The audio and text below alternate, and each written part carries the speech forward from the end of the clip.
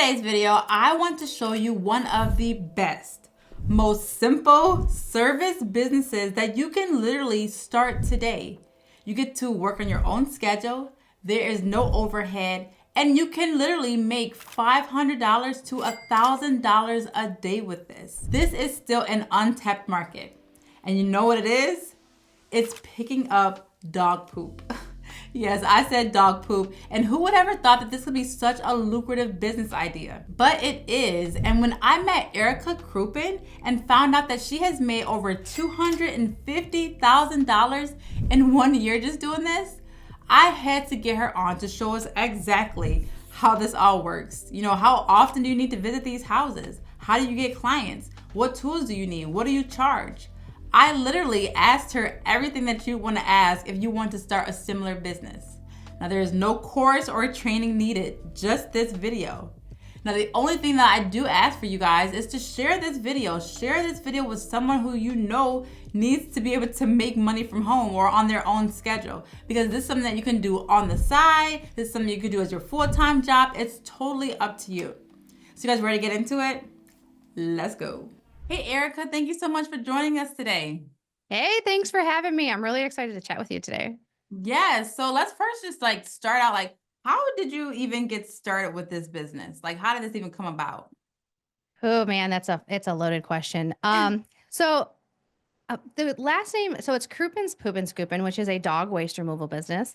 And my last name is Kroopin because I married into that. So that was my husband's name. And I've known him since I was young. I've had a crush on him since I was 5 or 7. We go way back. Well, him and his brothers would always joke around about Kroopin's Poopin' Scoopin'. So it was an ongoing joke for 2 decades, right?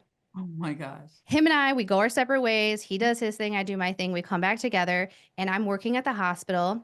And it was a good career. It was good. It was safe. It was the golden handcuffs, as everybody says, because you have benefits, you have health care. But I was literally dying inside. I was like, I can't do this. I can't retire from here. My soul is just going to be sucked out of me. So I was trying to figure out different avenues. I had went to school to become a physical therapist assistant. I learned how to sell jewelry. And then one day, Josh and I were just standing in the kitchen. We were looking out the kitchen window. My dog was going to the bathroom. And I said, huh. So I looked at him. I said, I want to start that Kroopin's Poopin' Scoopin' Poop thing. Can I use the name? And he's like, yeah, sure. So literally the next day, I went and got a DBA, got my little laptop out. And what's a DBA? Doing business as. Okay. So basically that you are the business is you. And that was under Kroopin's Poopin' Scoopin'. Okay. And that was just enough to get the business started. I then later filed for an LLC because if you want to talk about the protection and the corporate veil, we can talk all about that. But I didn't have a lot of money, and that cost me $15 at the time. And I did some research online. I reached out to some people that I was able to find at that time back in 2018, got all the little supplies I needed, and started posting on social media and shamelessly just telling everybody and anybody that would listen. My name's Erika, and I'm the owner of Kroopin's Poopin' Scoopin', and I scoop dog poop. That was it. Oh my, okay. So, all right. So you start this. How long did it take you to actually get someone to say, oh, I want your service? How was that process? It was pretty quick for the first customer. I want to say I launched sometime in 2018, around August. And by September, I had one customer. I remember her name was Lori. And we used to sell Premier Designs jewelry together. And she was like, hey, I have 2 Great Danes. You want to come over and scoop my yard? I said, sure. She's like, how much? And I was like, $20. I'll charge you 20 bucks. So I went over there on a Wednesday. It was a Wednesday evening after she got off from work. I was very excited, had my little tools. I was there for probably an hour and a half scooping. Oh, $20. For $20. And I was so prideful. I was like, I just made 20 bucks scooping dog poop.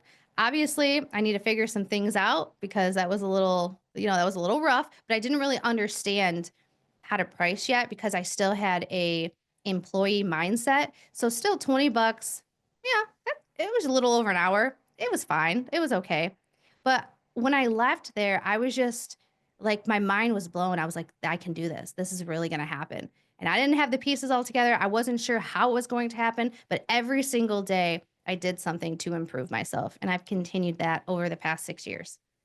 Okay, so it goes from one customer to how do you get the word out to get more? I'm always so curious to say like, okay, well, how did you build this business to like having a year where you made like over $250,000, right? Is that the most you Yeah. make in a year? Yeah. That's incredible. Shameless. Like I said, I would tell anybody that would listen to me about this business. I created a Facebook page. I got a before and after picture that I think one of my friends actually, like another scooper, she either gave me her before and after picture or I made one that was like similar. I posted it in a bunch of buy sell trade groups. I was like, I'll just post and ask for forgiveness later. We'll see what happens. So I did that. And then during the same time, I went and got some business cards and I went to every single pet shop, doggy daycare, veterinary office that I possibly could. And I dropped off business cards and donuts, like a 6 pack of Dunkin' Donuts. And just, I'm Erika Kroopin. I'm a new business owner. I do dog waste removal and I just want to introduce myself. Can I leave both of these here, the business cards and the donuts? And I just kept doing that over and over and Oh my over God. again. And just even on days when I was like, I don't want to do this anymore, still go out there, still make those connections. And then with me posting in the buy sell trade groups, I just blasted them. And this picture really blew my business up because I had so many inquiries. It was insane. Things have changed. I will say that the groups have gotten a lot stricter. There's a lot more competition. So I don't know if somebody would have great success with that, but I do know that going in and creating those connections with people that can advocate for you and already have a warm touch with other dogs and dog owners is a really, really good way to still grow this business if you don't have a lot of money to spend on advertisement. No, I love the idea. Like now, were those donuts that you would take to like, is it like to a groomer or something like that? Would those be for the actual employees or for their customers? Yeah, I don't know, they could do whatever they want with them. But what I did was, because I just went to Dunkin' Donuts, I said, hey, I want to get 12 6 packs of donuts. So it was like not like a dozen, it was just like six. Yeah. And then I just went from place to place and just said, hey, these are for you guys. I just want to introduce myself. I'm new. I'm just trying to get this thing figured out. Walk in with a smile, not trying to pitch them, not trying to sell them, just literally trying to create awareness. And I didn't realize this at the time, but I was like warming the market up Right. because at this time, this service, it was around, but it wasn't mainstream. It wasn't like a housekeeper or a landscaper. It was still like, what? You do what? That's a business, that's a service. And so my job was really just to educate. Yeah, no, I love that. So like, what do you feel like was your most effective marketing strategies? Like out of all the things that you're doing, what do you feel like was the most effective that got you the best bang for your buck? Well, I haven't sunk a lot of money into advertisement. So it's been that word of mouth. It's been Wow. creating that good customer experience so then they tell other people and just meeting those business owners because you will get you will get so far with having these connections. And I didn't have connections in the beginning. Right. The thing is to be able to have a really good outcome with paid advertisements.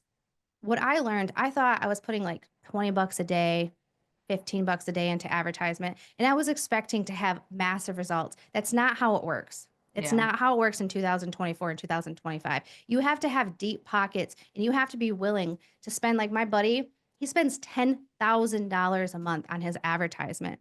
And Woo. I'm over here wondering why my business isn't growing like his because I'm over here thinking, "Oh, I'm spending a lot of money. I'm spending $15 a day." No, that's Yeah. nothing for these big dog companies. So if you can't compete that way with Yeah. finances, you have to compete with your time and sweat equity and really just making those connections. And you might be like, "Oh, I don't want to go to the after hours. I don't want to go talk to people. I'm nervous to pick up the phone." You got to get over that. You have to get Yeah. over it. And I would say get over it because I always say like, why? You would get the freedom to be able to do this stuff on your own terms. So it's always kind of goes back to like, why do you want to do this? And it's usually because you want to make some money. No one wants to just do this out of the goodness of their heart. So, No. what tools do you use? Let's just start with that. Like, how much does it cost to get started with the tools you need? Let's like talk about what the tools are and like how much does that all cost for someone who wants to just get started? The tools are very, very cheap. Essentially, these are the basics that you need. You need some type of bucket to hold the dog poop. However you want. I use a quickie bucket. It's a yellow dustpan. It costs like 25, maybe $30. I use a children's garden rake, which cost me $5 or $6. A box of trash bags that I get at Sam's Club with a drawstring, and then a sanitizer. You can use bleach. That's what I used in the beginning, or you can use something more of like a kennel grade, which is like your 256 top performance cleaner. That's much, much more expensive, but you can still sanitize with the bleach.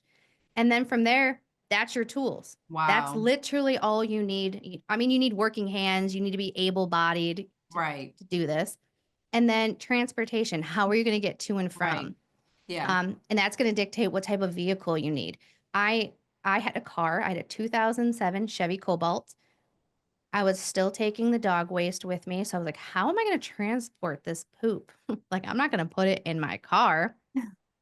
So the most expensive thing for me was actually putting a hitch on my car so I could put a cargo trailer on there, then Oh, to put hold the waste. yeah, and then I put a just like a tote on there, and that's what I put the dog poop in, and that worked very well. So altogether, I think it was like $450 for that hitch, and then for the trailer. So that was my main. That was literally my main expense. But you can get started with this business for under $1,000. Right. And you don't need the hitch if people don't mind just putting it in their car. Right. It's like if they wanted to, they could just put it in their car. I mean, Yeah, they could, or you could double bag it and just put it in the homeowner's outdoor trash can. You don't even have to take it with you. oh wow. But you won't be considered full service if you don't take the waste. So you might want to take that into consideration. But I'm just thinking like as a customer, would they really care? They just want it picked up. They don't care if you put it in their garbage, do they? Some do. Yeah, I They lost some do care? customers when I made the transition. You have those customers that keep their trash can in the garage. So in the Oh, summertime, it's a problem. But it's just a matter of finding the right customers who are like, listen, I don't care. I just need it picked up. I'm so right. busy. My kids are running me ragged. Whatever. Yeah, no, and I love this idea so much, and I feel like it's still untapped. Like I was reading about you, and I was getting my hair done in the salon, and I was like, this girl makes so much money picking up dog poop. And I was like, would you pay for this? She was like, she thought about it, and she was like, yeah. She was like, I don't like doing that. My husband does not like doing it at all. And if it's just like $100 a month, we would definitely pay for that. And then we were asking some of the other hairstylists in there, and they're like, yeah. And I'm like, man, this is a real business that people have not even have ever really thought of before. And I feel like it's so untapped still. And then I always think about dogs are always gonna be pooping. You're always gonna need somebody to be scooping it. So this is just like something that is like with AI and all the things that are changing the game, like this is still something that's going to still need to be done, whether people like to do it or not. And if you, as I always say with business, like it's the convenience. If you don't want to do it, just pay someone else to do it. That's why we do many of the things that we do. Yeah, we're doo doo. I made a punny. Well, because in business, as business owners, we're either solving it's pain or pleasure, right? What is it? Somebody like a buddy of mine was telling me, you're getting a customer wants a beautiful landscaping project. They want all of this. They're coming to you because that's a pleasure. They want that. Mhm. For us, we're servicing a pain point, an emotion. We're trying to take care of that and we're trying to relieve that from them. So for a while there, I got a little bit unpassionate about my business because I'm like, oh, customers kind of beat you down on the price. They make you feel less than because you're just scooping dog poop, but they don't know Right. what goes on behind the scenes, that this is a fully fledged business and all the thought that goes into it and the strategic planning and the stress and the insurance and the taxes and just all of it. But if you allow those certain customers to get in your head, like I had lost steam because I didn't believe in the service as much as I should. And then something just clicked. I'm like, no, every single dog owner should use this service. Not because they're lazy, not because they can do it. It's because it's available to them and they can do other things. And if they don't have a dog, they should go get one to use our service. I love that. That's what I'm talking about. Okay, so how does this look? So I get a client. How often do I service them? What is something that is like seen in the industry as like what is a good service provider? Am I doing this once a week, once a day? Like, how does this work? All right, we'll start from the top. So, a person comes to us, we need to ask some pre-qualifying questions. We need to know what we're walking into. And I love that. we want to approach this, I like to approach it softly because this is still like an intimate thing. People are embarrassed that they haven't been picking up their dog poop, right? So we don't ever want to make them feel embarrassed because some people are like, I haven't picked up all year. And they're like, I'm so embarrassed. And it's like, that's okay. We're here to take care of that for you. So I ask some pre-qualifying questions. I want to know where they live to make sure I service their area, how many dogs they have, and the size of yard, and how long it's been since the last clean. Once I gather that information, I'm able to craft a quote, and their first cleaning usually is going to be priced much higher. I love that. When I first started, I was charging $50. You get a $50 clean, you get a $50. Like it didn't matter if I was there for 20 minutes, an hour, or 3 hours because I didn't know any better. Okay. As time has gone on, I've been able to figure that pricing out because I kind of know like how long it's going to take as long as the customer's truthful for me. So they come in, we get the yard cleaned up. And then it could be a one time, like they just want it done once. They'll reach back out Oh, to us when it's a mess. But my goal is to get them to come on with us for reoccurring service so we can right. maintenance it. And the standard typically is one time per week that we come out and scoop. Oh, I love that. So that's not even that. So you could even like if you were being strategic and could work like one day a week, that would just be your day to do all your yards, and you could make because I thought I saw one of your videos, and you and your husband made $1,000 in one day. Mm-hmm. So like Yeah. that's so possible. Like if you like scheduled it, and I'm not saying schedule everything on the one day. I'm just trying to show the flexibility of this. Like saying people, I know people have different work schedules and they're like, well, I can't make this work. But if you have a Saturday or one day that you could do this, you could make a lot of money in just one week if you had all your clients on one week. Yeah, if you had them all in one day, because that's kind of how I started off. It's just a matter of like your route density because your drive time, your windshield time, you're not making money. So if you are going to do it all in one day, I wouldn't be driving 30 minutes one way, 40 minutes one Yeah. way. Pick one or two cities, try to just dominate. Because, say for instance, I'll use my like average ticket price. If you were to do 25 houses a day, you're charging those customers, the weekly customers, it's let's say $20 per service, you're making $500 in one day by doing 25 houses, charging them $20. That's That's amazing. that's great And money. these are probably all, since this is your regular customers, it's not gonna take that long because you're not doing a full, you're not like, it's like a, you're not one of your one-time people, you Yeah, know? 15 minutes. 15 minutes, you're in and out. You're averaging 3 houses an hour because you got your route density down. You're in and out because you got it routined. 25 houses is our standard. That's what we do in like an 8.5 hour shift. Oh my gosh, this is amazing. I just feel like this is so untapped and like not enough people are talking about this. So I had some other questions because I just want to make sure that I don't leave anything out because I just want to make sure because I think I saw a lot of the questions that I was seeing on this was like, what do you do about waste? And I know that you said that you can put it in some of their garbage, but do you have to do something special with the waste when it comes to this? So it depends on your city or your province or whatever the rules are. With us, you could just double bag it and you could put it in your trash can. When I first got started, that's what I did. I just double bagged it and I put it in my own trash can at home because I didn't have anywhere to put it. Right. Then I had reached out to another business owner. I was renting a dumpster. So you could do that by networking with other business owners. Or you could go to your local landfill and dump there. I personally don't because I don't have one that's close to me that's I know. reasonably priced. And so the dumpster rental was actually one of the best fits for me. Okay, that's so good to know. I had no idea that was even a thing. So you charge your customers typically $20 per week. So how our billing works? So I just wanted to break it down per week. So I don't actually charge them per week. We do a subscription model. Oh, I love that. Okay. Yeah. So a customer comes on with us and we're like, we're going to take care of you. This is the frequency. We're going to come out one time a week and your monthly bill is going to be, let's say $100. $130. And then I bill them on the first of every month, like I pre-bill, right? So then that way I'm not having to wait on money. I'm not a bill collector. I am a pooper scooper and I am in business. I'm not here to chase money. And so the average, because our average ticket price, so if we do break it down, I just like to say on the low end, it's $20. Yeah. And it's taken a long time to get there because when I first started, I was charging $55 a month. It didn't matter the size of the yard. Wow. It just didn't matter because I didn't know any better until I just made a video on this to where you got to pay your taxes, right? And you want to reinvest back into your business. You want to be able to grow. If you want to hire a staff, you want to be able to pay them a livable wage.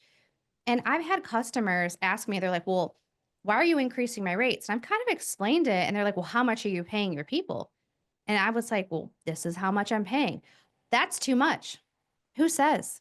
Who says it's too much to pay somebody, a skilled person that passes a background check, has a clean driving record, that shows up to work every single day with a smile on their face and has integrity to make sure that they take care of your yard? I don't think that's enough.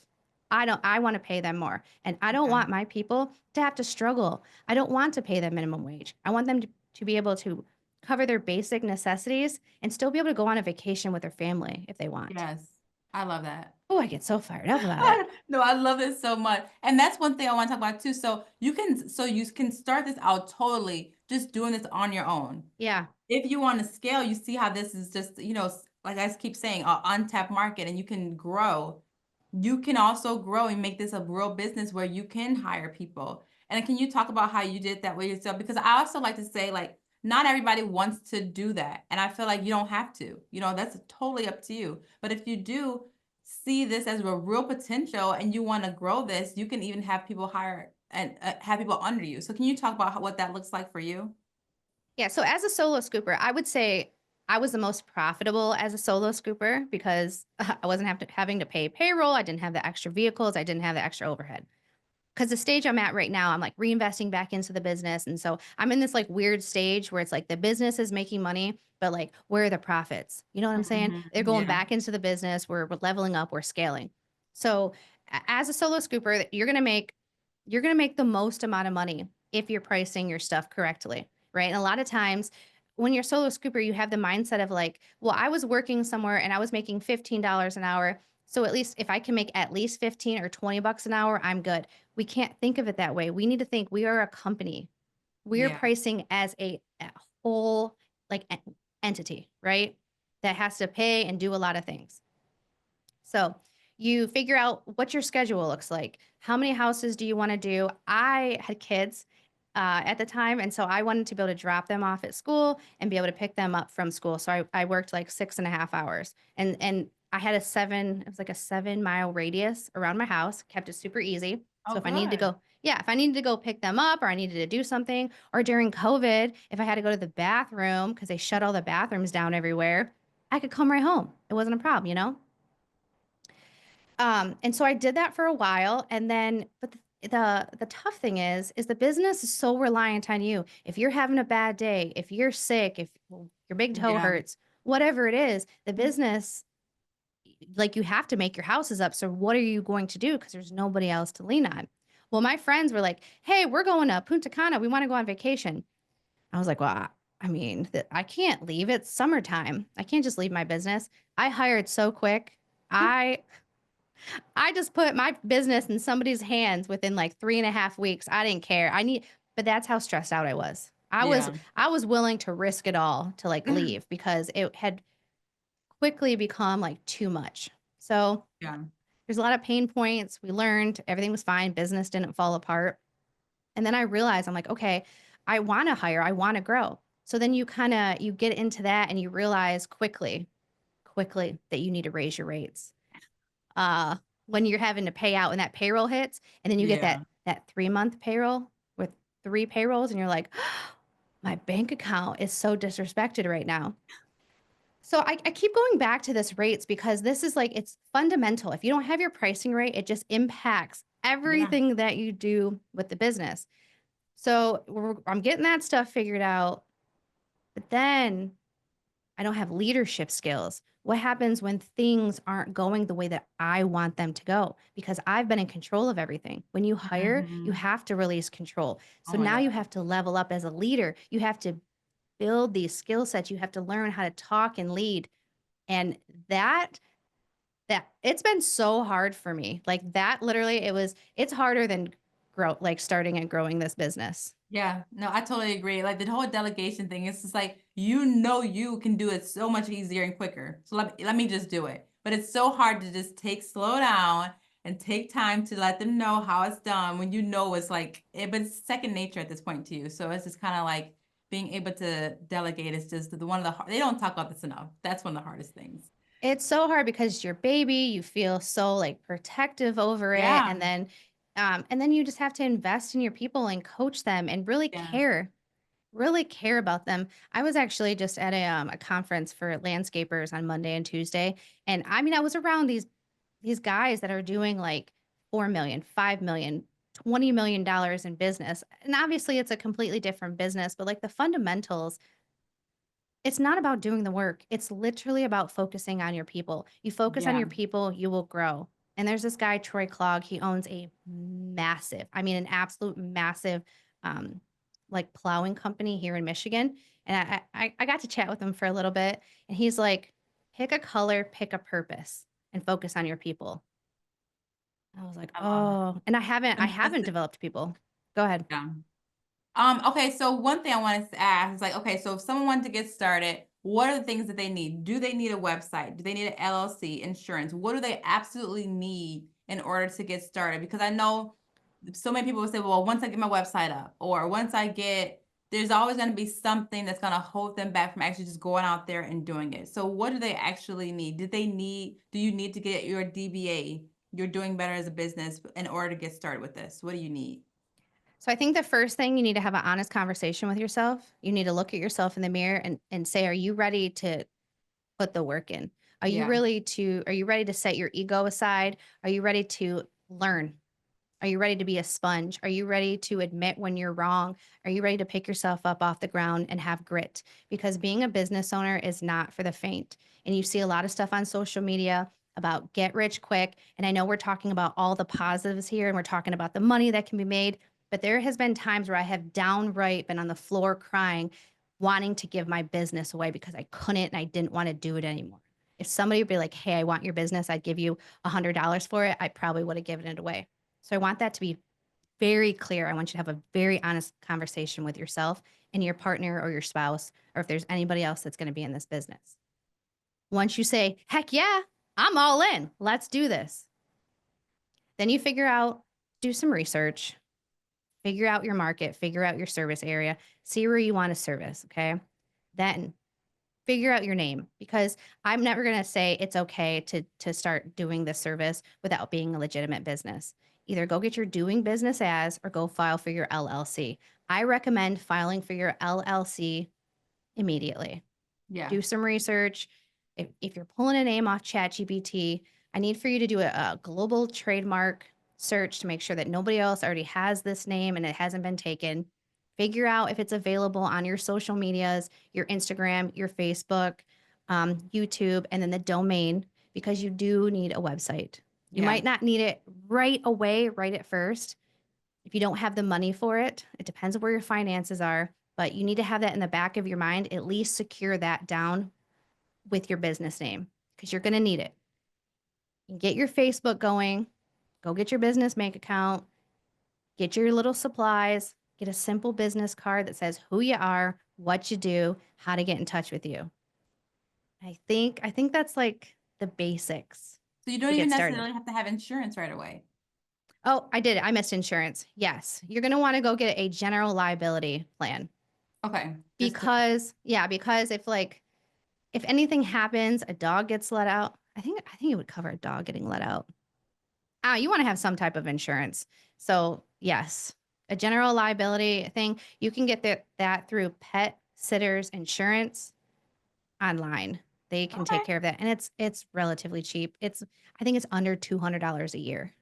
Okay. That's really good info. And then just for those who are looking to get an LLC, I did a very quick and easy video on how you can get it done online. So I'll put that in the description below.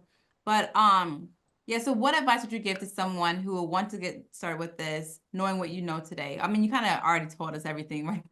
But like, I always feel like there's like, this is just such a good opportunity for those, like, you know yourself, and you're like, I want to start this, but I just don't know. Like, anything that you would say that could help them, these limiting beliefs that we give ourselves all the time when it comes to even talking to people? Yeah, go back to having that honest conversation with yourself. If you're a procrastinator, stop. Stop procrastinating Yeah. because you need to do things quick and you need to do it fast because that is literally that's how you're going to learn. Yeah. I know people that have been thinking on their website for a year. Shut up. Stop it. Like literally just start your business. You don't have to worry about the website. You'll figure out the website or you'll meet people along the way or you'll make enough money to pay somebody to do it for you and then you don't have to worry about it. So I would say that if you're a procrastinator, stop procrastinating and just know that you put in the work and you make the moves, like the options really are endless with business. And like we are our worst critics. Yeah. I almost self-sabotaged myself with this business because I'm like, I don't know, the ticket price is so low compared to Yeah. all these other services. Like, is there any way to actually generate wealth or have a big business? My buddy William does $2.2 million a year in his pooper scooper business. Yeah. Possibility. Yeah, the potential's there. Yeah, I love this so much. And Erica, like she has so much on her own YouTube channel that I'm gonna link in the description below because you're gonna want to know like how to capture payments. Like she covers everything. And so I just want you guys to go back to her page. I'm gonna put her YouTube channel in the description below. And is there anything else that you have to offer this community, or is it your YouTube channel and your So community? I have my YouTube channel and then I also have a podcast. It's called Oh, The Scoop Podcast with Erika Kroopin. Over there, I interview guests just like what we're doing. It's a lot of pooper scoopers, a lot of landscapers. We talk about mental health over there. We talk about fitness, and I am actually a newer believer, so I'm sprinkling a little bit of religion in there. I love it. So am I. Thank God. I know. I Um, love it. and then I am in the process of developing, it's called Kroopin's Content Lab over on the school platform. And this is where I'm going to show folks that want to develop just some simple, basic content for like organic growth on their socials. I'm going to show you how to do that. It's it's not hard, but it's time consuming and there's things to make it easier. So that's what I'm doing over there. I love it. Okay, so we are definitely going to put everything, all the links to what she's doing in the description below. And I just want to thank you so much, Erica, for joining us today and just literally giving us a blueprint on how to do this. And as always, I want to thank you guys for watching, and I'll see you in the next one. Bye. Thanks, Whitney.